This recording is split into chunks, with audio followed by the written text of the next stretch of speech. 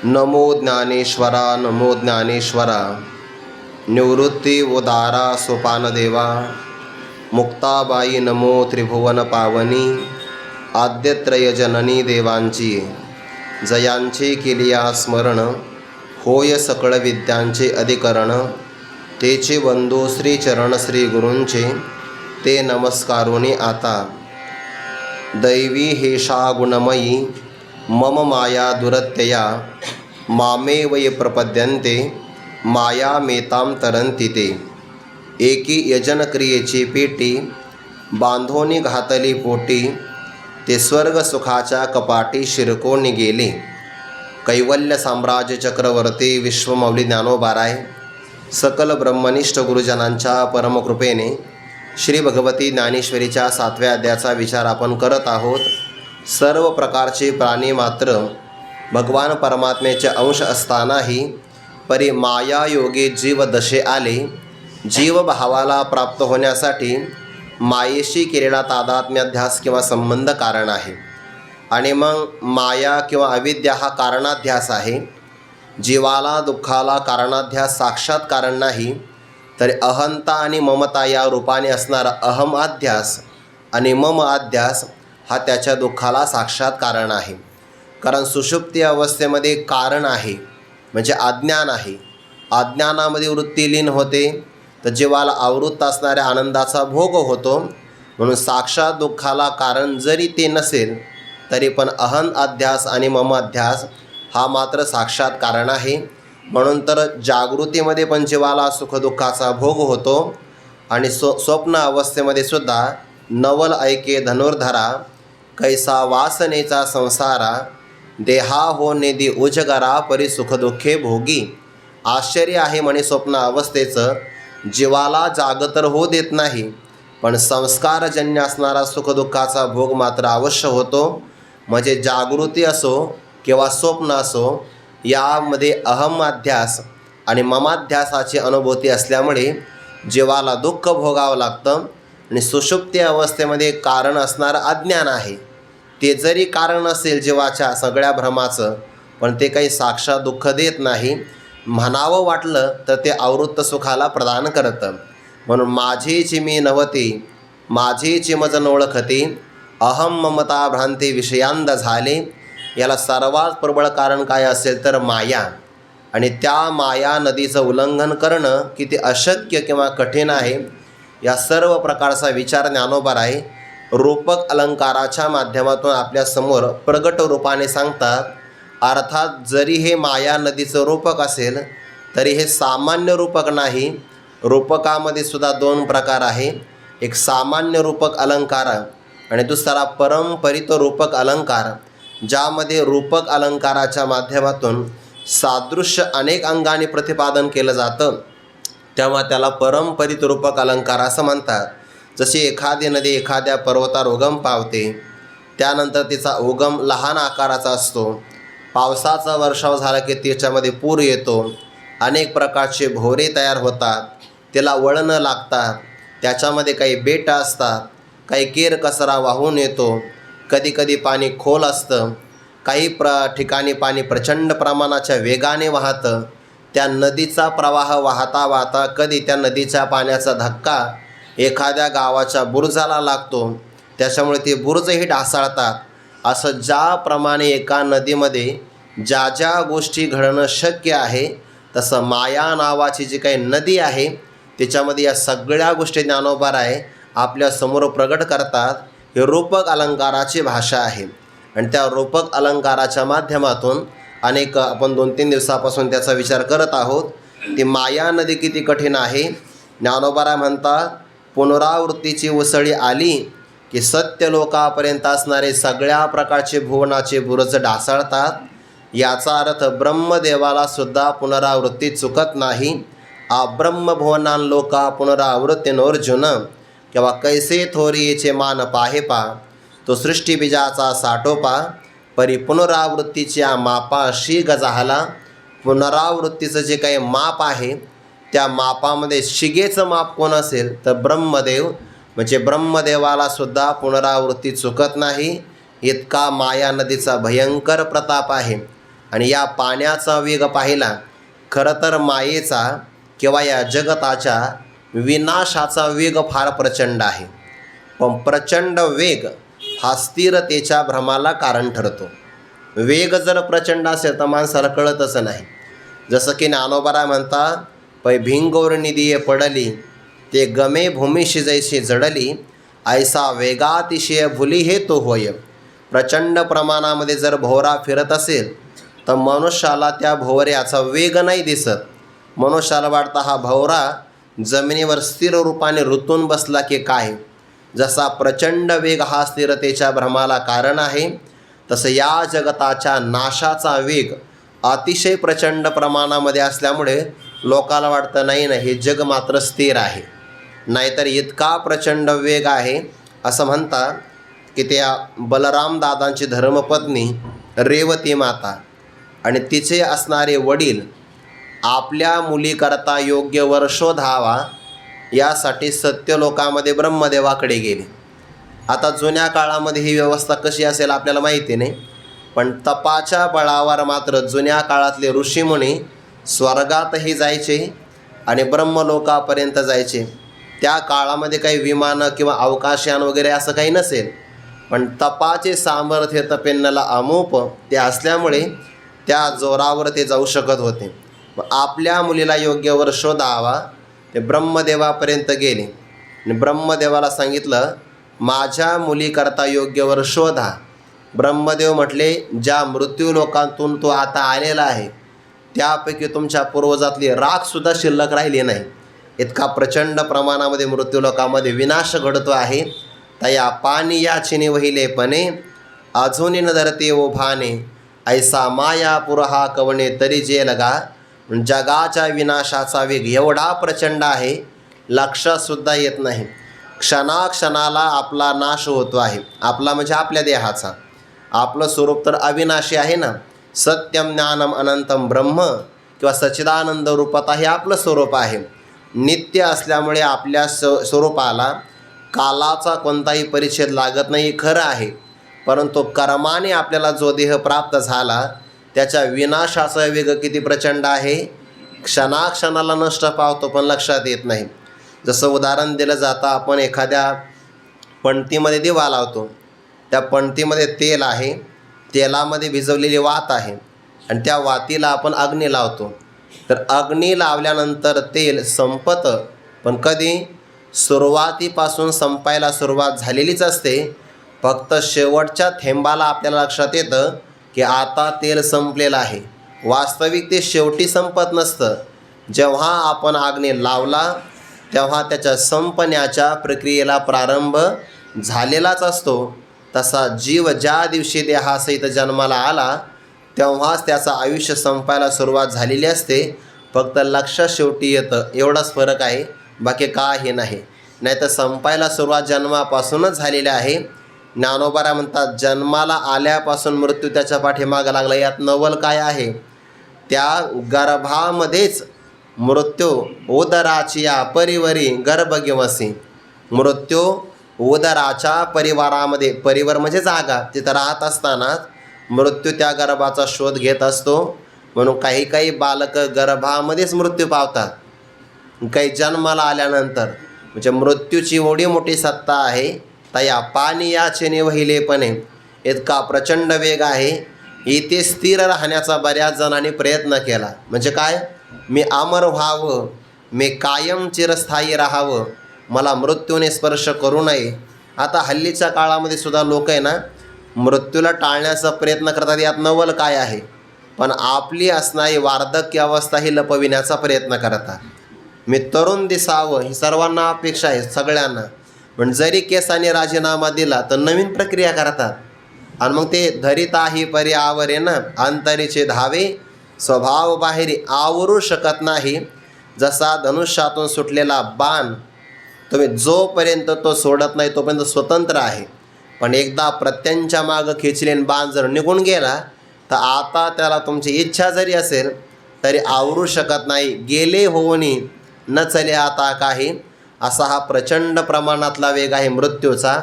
आता सकाळी समजा आपण 5-6 वाजता, म्हणजे मी तर आज 6 वाजताच उठलो आहे, रात्री उशीर झाला आरामाला, त्यामुळे काही आराम झालाच नाही. मग 6 वाजता जेवढं आयुष्य माझ्या हातामध्ये होतं तेवढं आता आहे का? जवळपास 1 किंवा 1.5 तासाचं आयुष्य निघून गेलं आहे. संपलंच ना आयुष्य. एक प्रकारे मृत्यू झाला का नाही 1.5 तासाचा. पण तरीसुद्धा मनुष्याला वाटतं नाही ना, मी अमरपट्टाच घेऊन आलेलो आहे, मी मात्र मरणार नाही. इतरांच्या अंत्यसंस्काराला आपण जातो, तिथं चर्चाही करतो आपण, पण तरीसुद्धा असं वाटतं बाकीचे मरणार आहे, आपण मात्र मरणार नाही. अहनि अहनि भूतानि गच्छन्ति यम मंदिरम शेषास्तावरम इच्छन्ति किमाश्चर्य अतम परम. यापेक्षा आश्चर्य पलीकडे काय आहे? एक पाहतसा एकाचे दहने. हे दररोज घडतं आहे. हा वेग आहे, या माया नदीचा हा वेग आहे.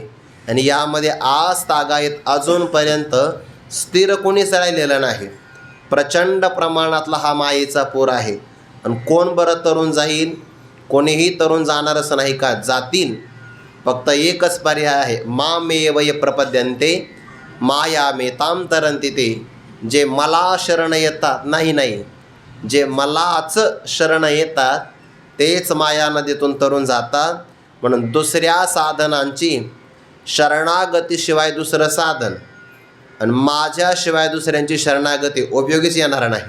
मग काही जणांनी दुसरी साधनं घेतली, त्या साधनांचा विचार आपण करतो आहे.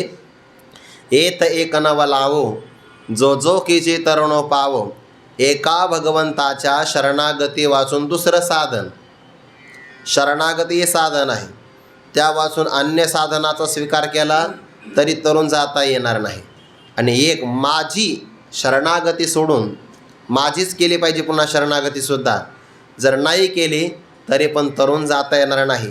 म्हणजे आश्रयसुद्धा देवाचा आणि शरणागती रूपाने साधनसुद्धा देवाचंच, याच्याशिवाय दुसरा पर्याय नाही.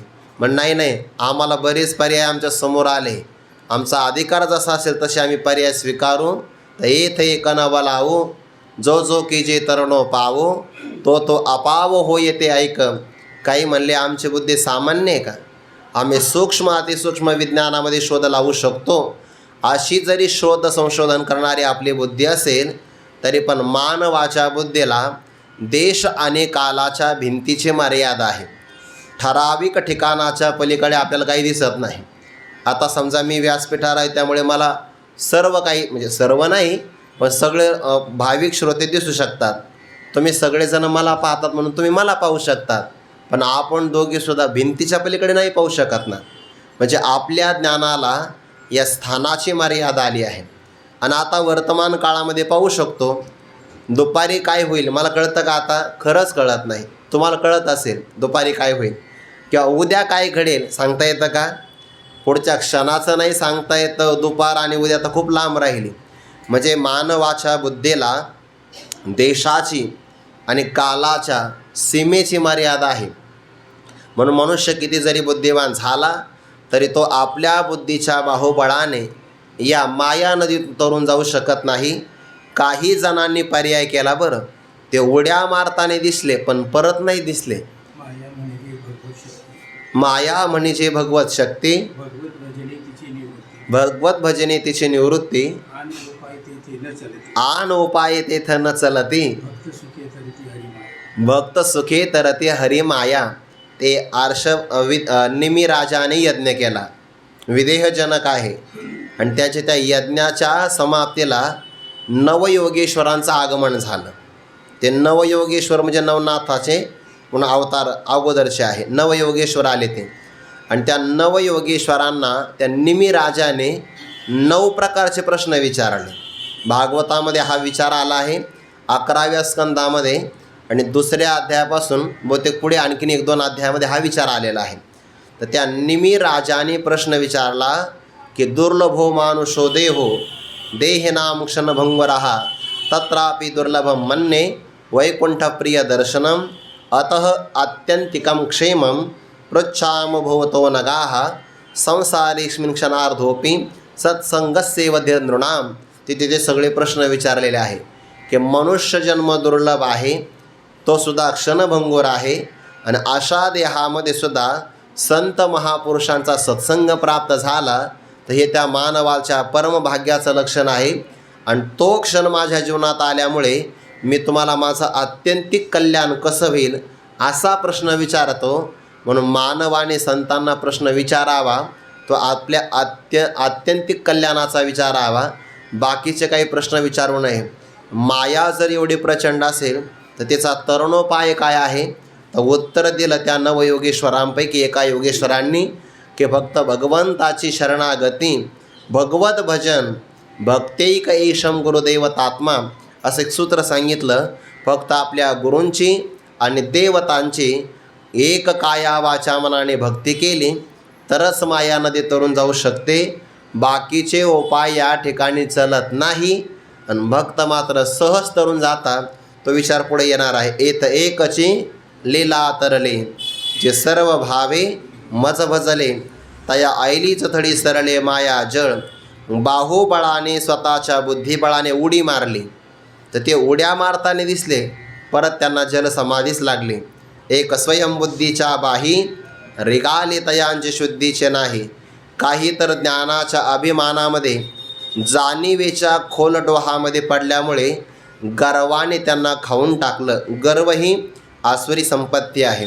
दंभोदरपोभिमानश्च क्रोध पारुष्यमेव च अज्ञानं चाभिजातस्य पार्थसंपदमास्वरीं. आणि मग आसुरी संपत्तीचा काय अधोघात होतो हा सगळा विचार पुढे 16व्या अध्यायामध्ये आलेला आहे. आसुरी संपत्ती ज्या मार्गाला असेल त्या मार्गाने रस्त्याने सुद्धा अर्जुन तू जाऊच नको.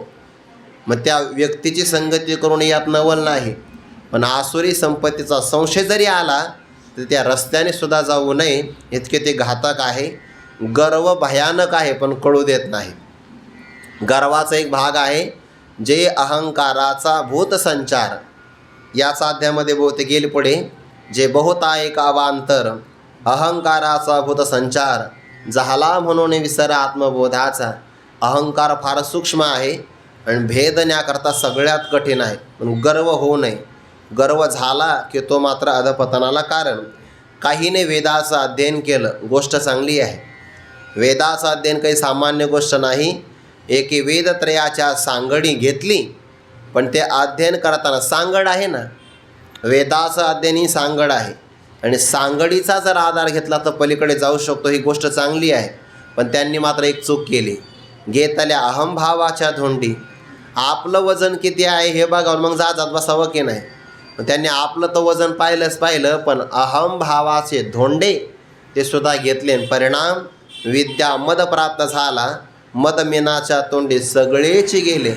मग काही जणांनी तारुण्याचं बळ पाहिलं, मनमताच्या काशेला म्हणजे कामाचा स्वीकार केला आणि मग विषय नावाच्या मगरीने त्यांना सारहीन करून टाकून दिलं. वार्धक्य आलं, मतेचा भ्रंश झाला. त्यामुळे चहू बाजूने ते संकटामध्ये सापडले. आणि मग प्रिय विषयाचा वियोग झाला की मनुष्याला शोक होतो. ते कधीकधी शोकाच्या कड्यावर आपटतात, क्रोधाच्या भोवऱ्यामध्ये सापडतात आणि वरती थोडंसं डोकं वरती काढलं, मोकळा व्हायला लागला वार्धक्य अवस्थेमध्ये, तर हजारो आपत्ती नावाचे गिधाडं वरून त्यांना टोचे मारतात. असे अनेक प्रकारचे दुःख आले. काम नावाच्या विकाराचा अंगीकार केल्यामुळे मग दुःखाचे निबरबटे बोंबले, पाठी मरणाचे रेवे रेवले. मरणाचा गाळ आहे आणि या दळदळीमध्ये ते फसल्या गेले. ऐसे या 4 वयामध्ये कामाचा स्वीकार सांगितल्यामुळे म्हणजे कामाचा ज्याने अंगीकार केला ते वाया गेले. ऐसे कामाचे कासे लागले ते गेले वाया. इथपर्यंत आपण 4 साधनं पाहिली. बरं, पहिलं साधन आहे स्वयंबुद्धी, दुसरं आहे जाणीवेचा अभिमान, तिसरं आहे वेदाध्ययन आणि चौथा आहे कामविकाराचा स्वीकार. म्हणजे इच्छा ज्यांनी प्रबळ धारण केली. म्हणून तर भगवंताने स्थितप्रज्ञाचं लक्षण सांगत असताना पहिलं लक्षण सांगितलं, प्रजहाती यदा कामान सर्वां पार्थ मनोगतान आत्मन्येवात्मना तुष्ट स्थितप्रज्ञस्तदोच्यते. तो काम सर्वथा जाय. तो म्हणजे कोणता? जो अंतरायस सुखेशी करीत असे, जो जीवाच्या आत्मिक समाधानाला प्रतिबंध करतो, जो इच्छा वाढवितो, असा जो अभिलाष प्रौढ आहे, जो अंतरायस सुखेशी करीत असे, तो काम सर्वथाच आहे. सर्व प्रकारे म्हणजे वरून नाही, वर आणि आतून म्हणजे मनातून, मनोगतान सर्वान म्हटलं आहे. आणि असा काम जेव्हा जातो तेव्हा आत्मसंतोषी मन राहे, तेव्हा त्या साधकाला स्थितप्रज्ञ असं म्हटलं जातं. म्हणून काम एवढा भयंकर विकार आहे. अशा 4 साधनांचा विचार पाहिल्यानंतर आता पुढे आणखीन काही साधनं ज्ञानोबाला सांगतात. व्यक्तीचा उल्लेख नाही बरं, फक्त एकी शब्द वापरला. काही जणांनी, काही एकांनी असा शब्द वापरला. मग त्या लक्षणावरून आपण विचार करायचा. या कामाचा स्वीकार करणारे धर्म, अर्थ आणि काम इथपर्यंतच मर्यादा आहे त्यांची, मोक्षापर्यंत ते जातच नाही. लक्षण केल्यानंतर हे सगळे विचार येतात. एकी यजन क्रियेची पेटी 89 क्रमांकाची ओवी. एकी यजन क्रियेची पेटी बांधोनी घातली पोटी, ते स्वर्ग सुखाच्या कपाटी शिरकोनी गेले. काही जणांनी आपण माया नदीतून तरून जायचं आहे यासाठी अनेक प्रकारच्या यज्ञांचा स्वीकार केला. त्यांना याज्ञिक असं म्हणतात बरं. यजन करणारी याज्ञिक असतात. आणि मग यज्ञ यागे स्वर्गभोग आड येते. ते निळोबरायांचं प्रमाण आणि ही ओवी सारखीच आहे. किंवा तया महेंद्रादिपदे करिता ते वाटवधे, रिद्धी सिद्धीचे द्वंद्वे पडवणे ठाते. तिथं तर योगाच आला आहे. म्हणजे योग करा, भक्ती करा, स्वर्ग आडवा येतोच. थोडक्यात भोग आडवे येतातच. कारण साधक जर चांगल्या मार्गाने निघाला की त्याने त्या मार्गाने प्रगती करू नये अशी साक्षात देवादिकांची सुद्धा इच्छा असते. कारण स्वर्गातल्या देवाला असं वाटतं जर याने चांगल्या प्रकारे ब्रह्मज्ञान संपादन केलं तर हा आमच्या डोक्यावर पाय देऊन मोक्षाला प्राप्त होईल. आणि आपल्या पुढं कोणीतरी जावं हे मानवालाच नाही, देवाला सुद्धा सहन होत नाही. म्हणून तर इंद्राने अनेक ऋषीमुनींना विघ्न का केलं? पहिलं तर त्याला असं वाटतं न जाणू या महापुरुषाची तपश्चर्या पूर्ण झाली तर हे इंद्रपद मागतात की काय. आणि मग आपल्या पदापर्यंत कोणी येऊ नये याकरता षड्यंत्र फक्त माणसंच करतात असं नाही आहे, देवसुद्धा करतात. मग ते कुणाला कशा तरी फाईलमध्ये गुंतवतात. इथे फाईल असते आणि वरती मग ते पद असतात. तया महेंद्रादी पदे करिता ते वाटवदे, रिद्धी सिद्धीचे द्वंद्वे परोने ठाती, कामक्रोधांचे विलग उठावती अनेक विकारांचे असणारे संबंध येतात. यज्ञ यागे स्वर्गभोग आड येते. काही जणांनी यज्ञाचा स्वीकार केला ती याज्ञिक आहे. ज्ञानोबारा म्हणतात त्यांना जायचं होतं नदीच्या पलीकडे. मग आता ज्याला पलीकडे जायचं ना तो मनुष्य मोकळा पाहिजे बघा. ज्याला नदीतून त्याच्या ओझ नाही पाहिजे. कारण जर त्याच्या अंगावर ओझ आलं की त्याला दम लागतो. आणि श्वासाची गती वाढली आणि दम जर लागला आणि पाण्याच्या प्रवाहामध्ये दम जर तुटला तर बुडणं हाच एकमेव पर्याय आहे, दुसरा काही नाही. म्हणून ओझ नसावं, मोकळा असावा. दिंडीमध्ये चालणारे काही माणसं बघा किती मोकळे चालतात, फक्त गळ्यात टाळ असतो. आणि काही जण इथून पिशव्या घेतात रिकाम्या, इथून तर त्या सासवडच्या घाटापर्यंत भरगच्च भरतात. आणि मग खांदी बहार पोटी भोग. आणि मग काय वारीचं सुख आहे त्यांना? काही नाही, सुख नाही, फक्त ओझच वागवतात. म्हणजे आले मोकळं व्हायला तर इथेही मोकळे होत नाही बघा माणसं. मानवाची प्रवृत्तीच भयंकर आहे. ते गावाकडं राहू द्या नाही तर वारीत राहू द्या, जी गोळा करायची सवय लागली ना ती जातच नाही बघा. ते स्वभाव जात नाही. काही करू द्या, अंतरीचे धावे स्वभाव बाहेर. आणि त्यांच्यामध्ये एवढं ओढ लागलेली असते. एका समूहामध्ये 5-6 माणसं असतात, 5ही जण वाटप केंद्रावर जातात. चौघाला मिळतं आणि एकाला मिळत नाही. तर ते चौघा आनंदित होतात की याला मागं टाकलं नाही, मी पुढं गेलो. आणि तोही बिचारा दिवसभर रडत राहतो की मला बिस्किटचा एक पुडा मिळाला नाही. अरे काय मनुष्याचा चालताना मोकळा असला पाहिजे. तसं काही जणांनी यजन क्रियेची पेटी घेतली. पेटी त्याने यज्ञ केले की नाही, यज्ञाचं पुण्य आहे, पण त्या यज्ञाच्या पुण्यातून त्यांनी देवाची प्राप्ती नाही केली. या याज्ञिकांचं वर्णन ज्ञानोबारे पुढे 9व्या अध्यायामध्ये करतात. त्रैविद्या माम सोमपापूत पापाहा यज्ञैरिष्ट्वा स्वर्गतीं प्रार्थयन्ते, ते पुण्यमासाद्य सूर्येंद्र लोकमश्नन्ति दिव्यान दिवी देवभोगान देखपागा किरटी, आश्रम धर्माच्या राहटी विधी मार्गा कसवटीचे आपणची होती, यजन करिता कौतुके तिही वेदांचा माथा तुके, क्रिया फळे शोभे ठाके पुढा जय, असो त्याचा अधिकार आहे. इतका अधिकार त्यांचा ऐशे दीक्षितचे सोमप, जे आपणची यज्ञाचे स्वरूप. पण त्या यज्ञाच्या नावाखाली त्यांनी पाप जोडलं. कारण का? यजोनी माते याचित स्वर्ग भोग. यज्ञ करतात, देव प्रसन्न होतो, आणि मग देव म्हटले वर माग. मग देवाकडे देवच मागावा की नाही? देवाकडे देव नाही मागत. देवाला म्हणतात देवा आम्हाला तेवढा स्वर्ग द्या ना तुम्ही. यजोनी माते याचित स्वर्ग भोग. मग मी न पविजे ऐसे, जे पाप रूप पुण्य असे. यज्ञातून होणारं पुण्य नाही, पापरूप असणारं पुण्य आहे. कारण मजची माझी असता, जेणे मी दुर्हावी पंडुसुता, ते पुण्य ऐसे म्हणता जीवन तुटे काही. म्हणून काही जणांनी यज्ञ भरपूर केले. कोणी कोणी यज्ञ केले? तुम्ही यज्ञांची यादी बघून घ्या. बलिराजाने यज्ञ केला बघा, आणि यज्ञातून मिळवायचं काय होतं? स्वर्ग. 99 यज्ञ पूर्ण झाले. 100व्या यज्ञाला प्रारंभ करणार. भगवान यज्ञशाळेमध्ये आले बटुवेशात. बाकीचे सेवक धावले म्हणे महाराज काय लागतं मागून घ्या, अधिक मास सुरू आहे. काही लागत नाही म्हणे, तुमच्या मालकाला बोलवा, तुम्ही काही देऊ शकत नाही. बलिराजा यज्ञ करता करता जाग्यावर उठले. बाकीच्या याज्ञिकांनी सांगितलं महाराज मुहूर्त टळून चालला आहे, आता यज्ञच करायला पाहिजे. त्याने मुहूर्त नंतर दुसरा शोधा. जोपर्यंत एखादा याचक उपवासी आहे तोपर्यंत हा बलिराजा दानशूर असल्यामुळे यज्ञ करू शकत नाही. भगवंताकडे गेली इच्छा पूर्ण करण्यासाठी. भगवंताचं सौंदर्य पाहिले वेद लावी. साष्टांग नमस्कार घातला. म्हणे महाराज आपण ऋषिकुमार दिसतात, मागा म्हणे तुमची इच्छा काय? म्हणे राजा मला करायचं आहे तप, आणि दुसऱ्यांच्या जागेत तप केलं तर ते पराधीन राहावं लागतं. आपला अभ्यासात मन लागतं, समाधी लागते, आणि मग धर्मशाळेवाल्याने मला उचला पेटीत अवघड आहे. त्यामुळे राजा मला एका पावलाची जमीन पाहिजे बरं, पण जर कंटाळा आला तर दुसराही पाऊल टेकला पाहिजे. 2 पावलाच्या मध्ये थोडंसं अंतरही पाहिजे. म्हणून मला त्रिपाद भूमी दे. फक्त माझ्या पावलाने मोजून पाहिजे, तुझ्या पावलाने नाही बरं. तुझ्या पावलाने मोजून 3 त्रिपाद भूमी नको, माझ्या स्वतःच्या पावलाने मला 3 त्रिपाद भूमी म्हणतात. 3 पावलं जमीन पाहिजे.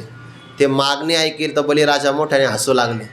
म्हणे ऋषिकुमार तुम्ही बालक आहात, मला असं वाटलं तुम्ही लहान आहे, पण आता कळालं नसतं तुम्हीच लहान नाही, तुमची बुद्धीसुद्धा लय लहान आहे.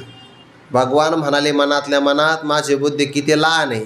तो संकल्प सोड मग कळेल लहान आहे का महान आहे. संकल्प सोडला की नाही, एका पावलात सगळी पृथ्वी व्यापून घेतली. तर नियम असा आहे, भगवंताने जेव्हा एका पावलामध्ये या पृथ्वीला व्यापून टाकलं, एवढा मोठा पाय वाढवला भगवंताने की संपूर्ण पृथ्वी त्यामध्ये झाकल्या गेली. आणि तेवढ्यामध्ये जामवंतांनी त्या पृथ्वी भगवंताच्या पावलाला प्रदक्षिणा करून घेतल्या. एवढ्या प्रचंड वेगामध्ये काय ताकद असेल त्यांच्यामध्ये, कारण ते बरंच काला त्यांचं आयुष्य आहे. चिंतन सांगितलं तसं. दुसऱ्या पावलामध्ये अंतरिक्षातलं राज्य व्यापलं. आणि राजा तिसरा पाऊल कुठं ठेवायचा? म्हणे मी माझ्या दिले गेलेल्या दानापेक्षा वेगळा आहे. तिसरा पाऊल मस्तकावर ठेवावा. भगवंताने पाय ठेवल्याबरोबर बळी पाताळामध्ये घातला. काही लोक म्हणतात भगवंताने छळ केला. अरे पुढचा इतिहास वाचना अजून. द्वारपाळ बळीद्वारी झाला. भगवान परमात्मा राही पाताळी स्वामी माझा. आजही परमात्मा द्वारपाल रक्षक म्हणून बलिराजाचं कार्य करतो की नाही. यजन क्रियेचे पेटे होते, आणि यज्ञ केला की ते स्वर्गामध्ये बलिराजापुढे राजा होणार आहे. पण आतापर्यंत ज्यांनी यज्ञ केले ते नहुष राजा होता. इंद्राकडून ब्रह्महत्या घडली. ब्रह्महत्या लागली माग. इंद्राने पलायन केलं ब्रह्महत्या लागू नये म्हणून. बरेच भाग आहे त्यामध्ये. आणि मग स्वर्गाचं सिंहासन रिकामं झालं ना, कोणीतरी बसवलं पाहिजे ना राजगादीवर. कारण त्या राजगादीवर कोणीतरी बसल्याशिवाय राज्य करता येत नाही. कोणीतरी बसवलं पाहिजे, पण कोणीही नाही बसवायचा, योग्यच बसवायचा. आणि मग त्याने शोध घेतला की कोण योग्य आहे. तर त्या काळामध्ये नहुष नावाचा राजा खूप चांगला होता, भगवान शंकराचा भक्त. त्याचं पुण्य फार मोठं असल्यामुळे सर्वांनी विनंती केली की तुम्ही इंद्रपदाचा स्वीकार करा, इथलं राज्य तुम्ही चांगलं चालवता, पण थोडं स्वर्गातले राज्य चालवा, म्हणजे तुमच्याकडं 2-2 खाते देऊन टाकू आपण, हेही आहे आणि तेही आहे. तर ते सुरुवातीला नकोच म्हणले होते, पण लयचा आग्रह झाला, पक्षश्रेष्ठींचा आग्रह म्हणतात त्याला. मग आग्रह झाला तर ते इंद्रपदावर गेले, पण परिणाम ते इंद्रपद हे आसन त्यांचं स्वतःचं नव्हतं, म्हणून नहुष स्वर्गाधिपती झाला परे रहाटे भांबावाला. इतकं अवघड आहे तिथं गेल्यानंतर. म्हणजे मनुष्य तिथं भ्रमित होऊ शकतो. परिणाम एका काळाचा भक्त आणि एका काळाचा राजा, भुजंगत्व पावला आणि नशे काही. म्हणून स्वर्गात जाणं काही फार मोठी ऊर्ध्वगती नाही आहे, ते एक प्रकारे अधोगतीच आहे. एकी यजन क्रियेची पेटी, यज्ञाधिकांच्या पुण्याची पेटी स्वतः घेतली. पेटीवर लय जीव असतो बरं, पेटी सहसा माणसं सोडत नाही. आता हल्लीच्या काळामध्ये पेटी, खोके याचे अर्थ वेगळे, ते नाही घ्यायचे. इथं यजन क्रियेची, यज्ञादी कर्माची जी पेटी पुण्याची बांधोनी घातली पोटी, ते त्याने दुसऱ्याकडं तर सांभाळायला दिलीच नाही, पण स्वतःच्या पोटावर बांधून घेतली. आता मग काय होईल? पेटीसोबत पोटाला बांधली. पोहताना मनुष्य कसा पोहतो? पोटावरच पोहत असतो का पाठीवर पोहतो? क्वचित प्रसंगाला पाठीवर पोहतात माणसं, पण दम लागल्यानंतर किंवा काही माणसं प्राणायाम करून आहे ना पाण्यावर तरंगून राहतात. जोग महाराज राहायचे बघा, प्राणायाम करून कितीतरी तासापर्यंत पाण्यावर तरंगून राहायचे. त्यांना जलक्रीडा आवडायची. पैलवानच होते ते. क्वचित लोकांना जमतं, नाही तर सामान्य नियम माणसं पोटावर पोहतात. मग पोटावर वजन पाहिजे का? यजन क्रियेची पेटी बांधोनी घातली पोटी, ते आपल्या पोटाला बांधली होती. आणि मग पोटावर जर वजन असेल तर वेगात पोहता येत नाही. उलट ती पेटी त्या मनुष्याला खाली घेऊन जाते. हे कुठं गेले म्हणे? मग ते स्वर्ग सुखाच्या कपाटी. नदीमध्ये मनुष्य एखाद्या कपारीत अडकतो, आणि या माया नदीमध्ये यज्ञाच्या पुण्याची पेटी असेल तर स्वर्ग सुखाच्या कपारीमध्ये शिरतो. ते स्वर्ग सुखाच्या कपाटी, कपाटी म्हणजे कपार म्हणतो आपण त्याला, किंवा काही ठिकाणी त्याला मराठी बगदाड. एखाद्या नदीची कपार असते, वरून कळत नाही बरं ती, पण त्या कपारीमध्ये शिरला की त्याला खळगे असतात बघा.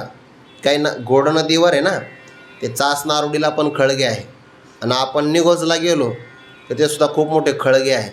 तर ते वरून कळतच नाही, रस्त्याने चाललं का काही कळत नाही, जवळ गेल्यावर कळतं ते किती खोल आहे. आणि एखाद्या कपारीत जर गेला तर जाताना दिसतो, पण आतमधून कसा येईल काही सांगता येत नाही. आमच्या आश्रमामध्ये एक सर्प आला होता.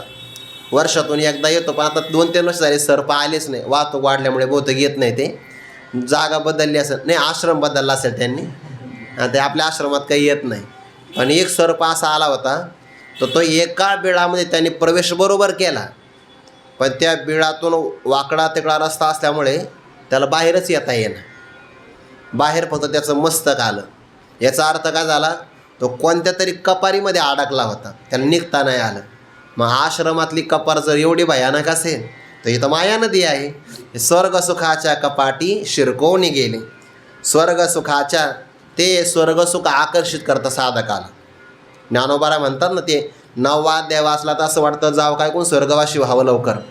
असं जे अमरत्व हे सिंहासन, ऐरावता सारखे वाहन, राजधानी भुवन अमरावती, ज्या महासिद्धीचे भांडारे, अमृताची कोठारे, जे गावी खिल्लारे कामधेनूचे, जेथ ओळगे देव पायिका, सैंग चिंतामणीच्या भूमिका, विनोदवन वाटिका सुर तरुणच्या गंधर्व गात गाणी, जे तरंबे शिया नाचणी, उर्वशी मुख्य विलासिनी अंतौर्या, मदन ओळगे शेजारे. असं वर्णन ऐकल्यानंतर कुणाला वाटणार नाही? तिथं चिंतामणीच्या सडका आहे, इथं रस्ते धड चालायला नाही. तिथं अमृताची कोठारे, इथं पाणी विकत घ्यावं लागतं. गुरुवारी मारो तेव्हा सांगत असतात, तिथं विनोदवन वाटिका सुर तरुणचिया, सगळ्या चिंतामणी कल्पतरू, कल्पतरूचे उद्यान आहे. इथं सगळ्या येड्या बाबळी दिसतं की नाही अनुभवाला? ते वर्णन ऐकलं की वाटतं स्वर्गात जावं. स्वर्गात जायला हरकत नाही, पण पुन्हा यावं लागतं, ही अडचण आहे. मग तया पुण्याचे पावटी सरे, सवेच इंद्रपणाचे उठी उतरे, येऊ लागते माघारी मृत्यूलोका. किती प्रतिबंध आहे बरं.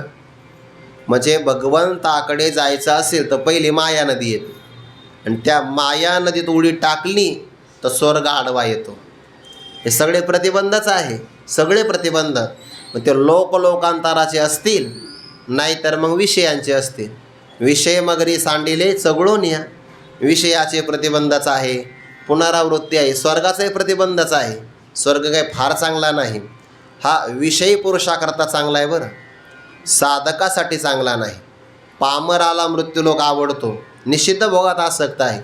विषयी पुरुषाला स्वर्ग आवडतो, साधकाला दोन्ही आवडत नाही. पै भवस्वर्गा ओबगले, मुमुक्ष योग ज्ञाना वळघले, पुढती न या निघाले पैजा जेथ. पैस टाकली परत आम्ही इथं येणारच नाही. पण बाकीचे मात्र अडकतात बरं. तसे ते हे बरेच पुढं गेलेले आहे. यज्ञ करणारी याज्ञ काही सामान्य नाही ना, कारण यज्ञ बिनचूक करावा लागतो. भागून घ्या असं नाही चालत यज्ञामध्ये. तिथं जे लागतं तेच आणावं लागतं. नाही म्हणले आता मग नाही ना, घ्या भागून, असं नाही चालत ते. कधी कधी आपण पूजा करताना गणपतीची पूजा करतो, एखाद्या पूजेमध्ये गणपती नसतो तर सुपारीला गणपती मानतो आपण, तिथं ते चालतं. पण यज्ञात तसं चालत नाही. ते पदार्थ जे तिचे तेथी विनियोगोनी, असा बिनचूक यज्ञ करणारे स्वर्गात जातात. सामान्य प्रगती आहे का? स्वर्गात जायला पुण्य लागतं, शतमुख संपत्ती. पण स्वर्ग प्राप्त म्हणजे मोक्ष प्राप्ती नाही. ते स्वर्ग सुखाच्या कपाटी शिरकोणी गेले. त्यानंतर पुढचा प्रकार हा याज्ञिकाचा सांगितला. आता कर्मठांचा प्रकार सांगतात. जे कर्म करतात, कर्मावर आसक्त आहे. कोण? पूर्वमीमांसक कर्म फार करतात. ते म्हणतात नाही नाही, म्हणती संसारी जन्मी जे याज्ञा अधिक कर्म कीजे. मागचे पण याज्ञिकच आहे आणि पूर्वमीमांसकाचा कर्मावर भर आहे. नित्यनैमित्य कर्म केलंच पाहिजे. नाही केलं तर म्हणे प्रत्यवाय लागतो, आणि केलं तर काही मिळत नाही. केलं तर पुण्य नाही सांगत, नाही केलं तर पाप सांगतात. म्हणजे अभावापासून भावरूप पाप सांगतात. ते सिद्धांत खंडित आहे त्यांचा, पण ते कर्मावर त्यांचा मात्र भर आहे. तर त्या कर्मठांचा विचार पुढच्या ओळीमध्ये आहे. एकी मोक्ष लागावयाची आशा, केला कर्मबाह्यांचा भरवसा, परिते पडिले वळसा विधी निषेधांच्या. एकी म्हणजे काही जणांनी. आता याच्यामध्ये कोण येतं? याच्यामध्ये कर्मावर भर करणारे पूर्वमीमांसक येतात, आणि ते म्हणतात कर्मानेच मोक्ष मिळतो, बाकी कशाने मिळत नाही. कर्मानेच प्रमाणे देतात. कर्म नैव हि संसिद्धिं आस्थिता जनकादया. ते तर संसिद्धी शब्दाचा अर्थ सम्यक सिद्धी आत्मसिद्धी असा अर्थ नाही केला, अंतःकरण शुद्धी असा अर्थ केलेला आहे. पण ते मात्र म्हणतात नाही, कर्मानेच मोक्ष मिळतो. कर्माने जे मिळतं ना ते विनाशी असतं, आणि कर्माने जर मोक्ष मानला तर मोक्षसुद्धा विनाशी होईल. आणि विनाशी असणाऱ्या मोक्षाच्या प्राप्तीकरता एवढं आयुष्य द्यायचं, प्राप्ती काय होणार आहे? अपूर्वता फलामध्ये लाभणार नाही. मोक्ष त्याला म्हणतात नस पुनरावर्तते, जो की अविनाशी आहे. दुःखाची आत्यंतिक निवृत्ती आणि परमानंदाची प्राप्ती याला म्हणतात मोक्ष. त्या मोक्षाच्या इच्छेला म्हणतात मुमुक्षुता, आणि ती ज्याला असेल त्याला म्हणतात मुमुक्षु. हे लक्षण आहे अधिकाराचं. अधिकाऱ्यामध्ये लक्षण आलं. अधिकारी विषय अनुबंधामध्ये आलं आहे. अधिकारी विषय प्रयोजन आणि संबंध. तर ते सांगत असताना अधिकाऱ्यामध्ये विवेक, वैराग्य, समाधी षटक आणि मुमुक्षुत्व या 4 लक्षणांनी जो साधन चतुष्टयाने संपन्न आहे त्याला अधिकारी म्हणतात. आणि मग जगामध्ये असं कोण व्यक्ती बरं की ज्याला असं वाटत नाही की आपल्या जीवनामध्ये दुःख नष्ट व्हावं? उलट नष्ट व्हावं असं नाही, त्याला असं वाटतं कायमचं नष्ट व्हावं. एकदा दुःख आपल्यापासून गेलं की दुःखाने परत आपल्या घरात प्रवेशच करू नये असं प्रत्येकाला वाटतं. म्हणजे दुःखाची आत्यंतिक निवृत्ती व्हावी, लयरूप नाही. लयरूप निवृत्ती म्हणजे कार्याची कारणात झालेली निवृत्ती, त्याला म्हणतात लयरूप निवृत्ती. आणि कार्यासहित कारणाची कायमची निवृत्ती त्याला आत्यंतिक निवृत्ती असं म्हणतात. म्हणजे आध्यात्मिक आदी भौतिक आदी दैविक हे 3 प्रकारचं दुःख आहे. आणि दुःखाला कारण आहे आत्मस्वरूपाचा अज्ञान. त्या अज्ञानासहित त्रिविध दुःखाचा नाश व्हावा अशी आत्यंतिक दुःखाची निवृत्ती सर्वांना वाटते. म्हणजे मोक्षाचा एक अंश सगळ्याकडेच आहे इच्छारूपाने. आणि दुसरंही असं वाटतं की मला आनंद मिळावा, असं सुख मिळावं, की ज्या सुखाच्या पलीकडे दुसरं कोणतं सुख नसावं आणि त्या सुखापेक्षा अधिकही नसावं, यालाच परमानंदाची प्राप्ती म्हणतात. कोणाला वाटत नाही? सगळ्यांना वाटतं. माणसं सुखी नाही असं नाही, दुसऱ्याचं सुख आपल्यापेक्षा जास्त आहे हे पाहून जास्त दुःखी आहे. आपल्या दुःखाने कोणीच दुःखी नाही, कारण माणसं दुःख सहन करतात. बघा, दुःख झालं ना तर सहन करतात. फक्त अडचण आहे की दुःख सहन करण्याकरता जी सहनशीलता त्यांच्याकडे आहे तीच दुसऱ्याचं सुख पाहून सहनशीलता त्यांच्याकडे नाही. म्हणून माणसं जास्त दुःखी आहे दुसऱ्याचं सुख पाहून. आणि जगामध्ये हा वर्ग खूप जास्त आहे. हल्लीच्या काळामध्ये सर्वांनाच काही ना काही सामुग्री आहे, पण तरी माणसं नाराज काय माहिती आहे का? आपल्यापेक्षा कुणाकडे काहीतरी जास्त आहे. ज्याच्याकडे दुचाकी असते की ना, तर दुचाकी असणाऱ्या माणसाला आपल्या प्रवासाचा आनंद नाही वाटत. तो चारचाकीवाल्याकडे पाहतो, तो अहो काय करता, दुचाकीमध्ये ऊन लागतं, डोळ्यामध्ये चिलटा जातात, धुळही त्रास देते, त्यापेक्षा चारचाकीचा प्रवास चांगला आहे. आता ज्याला चारचाकी त्याने आनंदित राहावं की नाही, ऊन लागत नाही, पाऊस वारा लागत नाही, सुरक्षित प्रवास होतो. नाही, तो या गाडीला एअरबॅग नाही, हिच्यापेक्षा जास्त भारी गाडी घ्यायची. मग ती मिळाली ज्याला तो नाही, याला ॲव्हरेज कमी. असं काही ना काही दुःखाचं कारण पाहतच राहतो. नाही म्हणे ही चांगली गाडी हो, पण हिला बुलेट प्रूफ काच नाही ना. एखाद्याने गोळी मारली म्हणजे काचेतून आत येईल, पण ज्याला बुलेट प्रूफ काच आहे ती गाडी घ्यायची. म्हणजे जीव असा वर पाहतो. बरोबर गाडीनेही प्रवास केला तर वाटतं नाही, याच्यामध्ये वेळ जास्त जातो, मग त्यापेक्षा हेलिकॉप्टर चांगलं आहे. आणि जो हेलिकॉप्टरमधून बसून जातो त्याला वाटतं नाही, पायी चाललेलं चांगलं आहे. कधी हेलिकॉप्टर वातावरण खराब झालं की धोका देईल काही सांगता येत नाही, त्यापेक्षा पायी चाललेलं चांगलं आहे. पायी चालला की वजन कमी होतं, कोणत्या प्रकारचं हृदयविकार होत नाही. पायी चाललेलं चांगलं आहे. आणि जो पायी चालतो त्याला वाटतं नाही, कमीत कमी सायकल तरी असावी. असं जीवाचे सगळं चक्र सुरू आहे. मनुष्य स्वतःच्या सुखामध्ये कधीच सुखी नाही. त्याला कायमच वाटतं मला श्रेष्ठ आनंद मिळावा. म्हणजे मोक्षाची सर्वांना इच्छा आहे आणि मोक्ष मिळतो ब्रह्मज्ञानाने. हा उपनिषदातला प्रमाण आहे. ऋते ज्ञानान्न मुक्ती, ज्ञानाशिवाय वाचून ज्ञाने विनयके, उपाय करीशी जुतके, ते हे गुंपसे आदिके रुखी इये. ज्ञाना वाचून बाकीचे कोणतेही उपाय करावे. एखाद्याने मृगजळाची गंगा पाहिली आणि तो मला या गंगेतून पलीकडे जायचं आहे, तरावया मृगजळाची गंगा डोनी, मग नौका तासावी लागेल. डोनी लागे धावता दांगा, माझी ओहळे बुडी जे पैगा साच जेवी. मृगजळाची गंगा आहे, तिच्यातून तरुण जायचं असेल तर काय करावं लागेल? ती खोटी आहे एवढं समजावं लागेल. नाही म्हणे नौका आणावी लागेल. आणि नौका आणली तर परिणाम काय होईल? एखाद्या खऱ्या पाण्याच्या ओहळामध्ये बुडून जाण्याचा प्रसंग येईल. म्हणून हे जसं चालणार नाही. एका ज्ञानाशिवाय या मोक्षासाठी दुसरा कोणताच उपाय नाही. म्हणून जेव्हा आपण ज्ञान शब्द म्हणतो की नाही, तेव्हा व्यवहारातलं ज्ञान नाही घ्यायचं बरं. इथे फक्त परमात्म स्वरूपाला विषय करणारं तरी परमात्मा ऐसे जे एक वस्तू असे, ते जया दिसे ज्ञान असतव, ते एक वाचून आणे जे भव नाम संसार. संसाराला जाणणारं आणि स्वर्गप्राप्ती करून देणारं ज्ञान ते ज्ञानच नाही. ते वाचून आणे जी भवस्वर्गादी ज्ञाने, ते अज्ञान ऐसा मने निश्चय केला. हे सगळं अज्ञानच आहे. तुम्ही स्वर्गापर्यंत गेले तरी अज्ञानीच आहे. आणि या मृत्यूलोकामध्ये खूप शोध लागला. लोक म्हणतात तुम्ही खूप ज्ञानी आहे, व्यवहारातले ज्ञानी आहे. त्या ज्ञानाने सुद्धा मोक्ष मिळणार नाही. फक्त एक आत्मज्ञानच आहे, किंवा त्याला ब्रह्मज्ञान म्हणतात. एकच अर्थ दोन्हीचा. त्याच ज्ञानाने फक्त मोक्ष मिळतो. का बरं? कारण जे ज्याच्या अज्ञानाने भासतं ते त्याच्या ज्ञानाने निवृत्त होतं. दोरीवर जर सर्प दोरीच्या अज्ञानाने भासत असेल तर तो निवृत्त कशाने होईल? दोरीच्याच ज्ञानाने होईल. नाही म्हणे दोरीवर सर्प वाचला तर आपण इंद्रायणी घाटावर मृदंग सराव करणारे सगळे विद्यार्थी रात्री घेऊन येऊ आणि त्यांना सांगू चला मोठ्याने मृदंग वाजवा. काही होणार नाही. उलट सर्प फार झालं तर जागेवर डोलेल, जागा नाही सोडणार. असं आहे की नाही? रज्जूवरी सर्प वासला थोर, तिथं केला वाद्याचा गजर अथवा मांत्रिक उच्चार, सर्प अनुमात्र ढळेना. नाही म्हणे हा मांत्रिक खूप प्रसिद्ध आहे. कसाही साप लागू द्या, त्याला आला की सर्प पळून जातो. असा मांत्रिक जरी आला ना तर तो सर्प रज्जूवर भासलेला आहे, तो एका रज्जू ज्ञानाशिवाय दुसऱ्या कोणत्याही उपायाने निवृत्त होणारच नाही.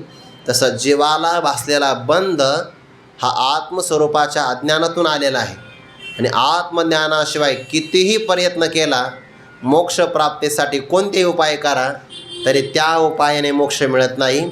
उलट बंधन जास्त घट्ट होतं. मग काही जणांनी ज्ञान नाही स्वीकारलं, कर्म स्वीकारलं. एकी मोक्ष लागावयाची आशा, मोक्षी म्हणजे मोक्षाप्रत जायचं होतं. जसं की एखादा मनुष्य उडी मारतो की नाही, तो काय म्हणतो मला पलीकडच्या काठाला लागायचं आहे. तसं काही जणांनी मला मोक्षाला लागायचं आहे. आपण म्हणतो ना मी पलीकडच्या काठाला लागणार आहे आता, अशी उडी मारतो. तशी मोक्षी लागावयाची आशा चांगली आहे, कारण मोक्षाची आहे. मोक्ष प्राप्त व्हावं म्हणजे दुःख निवृत्त व्हावं, कायमचं आनंद प्राप्त व्हावा, इच्छा खूप चांगली आहे, पण ज्ञान साधन निवडायला पाहिजे होतं. इच्छा खूप चांगली आहे पण साधन चुकलं बघा. म्हणजे साध्य चांगलं आहे, साधन चुकलं. साधन चुकलं तरी साध्य मिळत नाही. काहींचं साधन खूप चांगलं आहे पण साध्य चुकलेलं आहे. म्हणजे यज्ञ साधन आहे, स्वर्ग साध्य निवडतात. किंवा 13व्या अध्यायामध्ये भगवान म्हणतात तैसा माते किरटी बचते का पावटी करुण्या दिठी विश्वस्वे भजन माझं करतो. म्हणजे साधन चांगलं आहे, साध्य काय म्हणतो मला विषय मिळावा. म्हणजे एकाचं साध्य चुकलं आणि एकाचं साधन चुकलं. इथं साध्य खूप चांगलं आहे, मोक्षी लागावयाची आशा, साध्य चांगलं आहे पण साधन चुकीचं निवडलं ना. कोणतं केला कर्म यांचा भरवसा. कर्म वाईट आहे असं सांगण्यात तात्पर्य नाही बरं. अंतःकरण शुद्धीसाठी कर्म चांगलंच आहे, पण अंतःकरण फक्त शुद्धीच करून देतं ना कर्म, मोक्ष तर काही प्राप्त करून देत नाही. हा त्याच्या पुढं गेलेला आहे. मग त्याने काय करायला पाहिजे होतं, गुरूंची शरणागती करायला पाहिजे. आणि मग मला बंध कसा प्राप्त झाला, मी याच्यातून सुटेल कसे, असे प्रश्न विचारावे. पण त्याने कर्म नावाच्या बाहूंचा भरवसा केला आणि मग कर्म स्वीकारलं. तर कर्मामध्ये 2 भाग आहे, एक आहे विधीचा भाग आणि दुसरा आहे निषेधाचा भाग. मानवाच्या प्रवृत्तीसाठी जे सांगितलं ना त्याला विधी किंवा विहित म्हणतात. आणि मानवाची त्यापासून निवृत्ती व्हावी, मानव त्यापासून चुकावा, बाजूला जावा, यासाठी जे सांगितलं असतं त्याला निषेध किंवा निषिद्ध कर्म असं म्हणतात. निषिद्ध कर्म केलं की पाप घडतं आणि विहित कर्म केलं की पुण्य मिळतं. पुन्हा अडचणच आहे, पाप आणि पुण्य शिल्लक राहिलं की भोगण्याकरता देहाला यावं लागतं. म्हणून कुर्वते कर्म भोगाय कर्म कर्तुंच भुंजते नद्याम कीटाय वावर्ता दावर्तांतरमाश्रुते. केला कर्मबाह्यांचा भरवसा, कर्म नावाच्या बाहूवर त्यांनी भरवसा केला, कर्म आम्हाला मोक्ष देईल असं म्हणून त्याने उडी मारली. बाहुबळावर जाणारे 2 आहे बरं.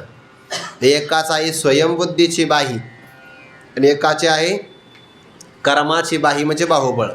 ज्याने कर्माच्या बाहुबळाने उड्या मारल्या परंतु ते विधी निषेधांच्या वळसा पडिले. वळसा म्हणजे वळण किंवा भवरा, या भवऱ्यामध्ये ते सापडल्या गेले. म्हणून मानवाला विधी आणि निषेध लवकर कळत नाही आणि त्याच्याकरता शास्त्र प्रमाण आहे, ते आपल्या बुद्धीला चालत नाही. ज्याला आपण कधी कधी विधी म्हणतो त्यातून निषेध घडू शकतो आणि ज्याला आपण निषेध म्हणतो त्या कधी कधी विधी घडू शकते. उदाहरण दिलं तर लक्षात येईल. अन्नदान करणं चांगलं आहे की नाही, चांगलं आहे. आणि चारा खाऊ घालणं पशूंना तेही चांगलं आहे. मग आता एका घरी एका दिवसामध्ये एक कीर्तनकार आले, अधिक मासा कीर्तनकार घरी आले आणि त्या गृहस्थाकडे गोठ्यामध्ये गाय होती. त्याने विचार काय केला, दररोजच गाय हिरवा चारा खाते आणि आपण दररोज धोंडे खातो, त्यापेक्षा आपण एक काम करू, कीर्तनकाराच्या नावाने केलेले जे धोंडे आहे ना ते गाईला खायला देऊ आणि कीर्तनकाराचं आरोग्य चांगलं व्हावं म्हणून त्यांना गवत खायला देऊ. कल्पना किती चांगली आहे. अशी कल्पनाच्या गावात घडेल, त्या गावात मी तर काही कीर्तन घेणार नाही, तुम्ही घेता घ्या. म्हणजे विधी आणि निषेध कळत नाही. गाईला चाराच दिला पाहिजे हाच विधी आहे. तिथं आपल्या मनाने जे आपल्याला योग्य वाटतं ते चालणार नाही. कारण जर आपण गाईला दुसरे पदार्थ खाऊ घातले तिचं आरोग्य बिघडू शकतं. म्हणून तिला तिथं चाराच दिला पाहिजे आणि मानवाला भोजनच दिलं पाहिजे. आज एकादशी म्हणा, पण उदाहरण सांगितलं, आज नाही उद्या द्या ते. म्हणजे मनुष्याने स्वतःच्या बुद्धीने जर विहित आणि निषेधाची कल्पना केली तर चुकू शकतं. तस्मात् शास्त्रम प्रमाणम ते. म्हणून विधी मार्ग किती महत्त्वाचा आहे. ते आचमन करत असताना किती जल घ्यावं, ते कमी जास्त झालं तर किती दोष लागतो, विधिनिषेधाचाच भाग आहे. म्हणून ते चुकीचं घडू नये. कर्म चांगलंच आहे. किम कर्म किम कर्मेति कवयोप्यत्र मोहिताः तत्ते कर्म प्रवक्ष्यामि यज्ञात्वा मोक्षिषे शुभात् कर्मणो ह्यपि बोद्धव्यं बोद्धव्यं च विकर्मणः अकर्मणश्च बोद्धव्यं गहना कर्मणो गतिः. कर्माची गती फार कठीण आहे. काही माणसं पाप करतात तर पुण्य होतं आणि काही पुण्य करतात तर पाप होतं. उदाहरण आठवलं तर सांगतो. एक मनुष्य असा एका पायावर उभा राहून तप करत होता. एका पायावर एका मनुष्याला दया आली. म्हणे बिचाऱ्याचं शरीर कृश झालं आहे, तपस्वी झाल्यामुळे आपण याच्या अवयवाला आराम मिळावा म्हणून त्याने खोबऱ्याच्या तेलाची मालिश करून दिली. सेवा चांगली केली, मालिश करून देणं चांगलं आहे. तो गेला निघून, पण ते तेलाची मालिश केल्यामुळे लाल मुंग्या अंगावर चढल्या, चावू लागल्या. एक दुर्जन तिथून चालला होता, ऊस खात खात चालला होता. मग ऊस खायचा आणि ऊसाची चिवटी असते की नाही चोथा, तो त्या साधूला फेकून मारायचा. लय दांभिक आहे, कंटाळा आला म्हणे कामाचा तप करतो, चिवट्या फेकून मारायचा ऊसाच्या. परिणाम काय झाला, त्या मुंग्यानी त्या साधूला दिलं सोडून. आणि ज्या ऊसाच्या चिवट्या पडल्या होत्या खाली, त्या ऊसाच्या गोळीकडे ते धावू लागल्या. जेव्हा यमाने ते पाहिलं तर ज्याने तेलाची मालिश केली त्याच्या खात्यात पाप लिहिलं, कारण याच्याकडून साधूला क्लेश झाला. आणि ज्याने साधूला त्रास दिला होता ना, ऊसाच्या चिवट्या फेकून मारल्या, त्याच्या खात्यात पुण्य लिहिलं. का? कारण त्याच्यामुळे मुंग्या माग आल्या. हे उदाहरण फक्त एका अंगाने ऐका, तुम्ही काही साधूला चिवट्या मारत बसू नका. उदाहरण एका अंगाने घ्यायचं आहे. एकी मोक्ष लागावयाची आशा केला कर्मबाह्यांचा भरवसा परी ते पडिले वळसा विधी निषेधांच्या. कर्म नावाचं साधनसुद्धा घेऊन जात नाही. किंवा काही जणांनी यज्ञ केला तरी पण पलीकडे जात नाही. मग काही जणांनी विवेक आणि वैराग्य आणि अष्टांग योग हे तर पराकोटीचे साधन आहे, पण आपण त्यांचा स्वीकार करू तर त्यांची काय गत होते, गती, याचा विचार आपण उद्या करू. कुंडली कवरदारी विठ्ठल श्री ज्ञानदेव तुकाराम माऊली ज्ञानेश्वर महाराज की जय. जगद्गुरु तुकाराम महाराज की जय. सद्गुरु जोग महाराज की जय.